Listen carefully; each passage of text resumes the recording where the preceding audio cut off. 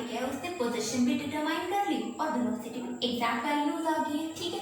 But अभी हमने जो है वो क्या है हिजेनबर्ग अनसर्टेनिटी प्रिंसिपल के अकॉर्डिंग क्या पढ़ा है कि we can not determine the position and momentum of the moving particle like electrons simultaneously and accurately हम exact values नहीं calculate कर सकते हैं। तो ये था हमारे पास third drawback of Bohr's model, ठीक है। नेक्स्ट हमारे पास था कि spectral lines they show splitting in magnetic and electric field, कि जो हमारे पास स्पेक्ट्रल लाइंस है they show splitting in electrical and magnetic field में भी शो करती हैं। Spectral lines show splitting in electric and magnetic field। इसमें दो टर्म्स आती हैं, एक तो हमारे पास क्या है स्टार्क इफेक्ट और दूसरा होता है हमारे पास ज़ीमैन इफेक्ट, ठीक है। अगर हम बात करते हैं मैग्नेटिक फील्ड की, तो मैग्नेटिक फील्ड में इस इफेक्ट को हम क्या कहते हैं, it is called the Zeeman effect, ठीक। ये सिर्फ आपको याद करना है और ज्यादा डिटेल में नहीं जाना। और इलेक्ट्रिकल फील्ड में it is known as the Stark effect, ठीक है। तो ये थी हमारे पास fourth drawback of Bohr's model. और लास्ट हमारे पास था he did not explain the ultra fine spectrum. Last क्या था, अल्ट्रा फाइन स्पेक्ट्रम एक्सप्लेन नहीं कर सकता बोहर मॉडल, ठीक है। तो ये सब थी हमारे पास drawbacks of the Bohr model. यहाँ तक कंप्लीट होता है। नेक्स्ट में हम डिस्कस करेंगे क्वांटम मैकेनिकल मॉडल, जिसमें क्वांटम नंबर और ये सब कुछ डिस्कस करेंगे, ठीक है। तो टिल हियर अगर आप लोगों को कोई भी प्रॉब्लम है तो do ask in the comment section, and if you like the video then press the like button and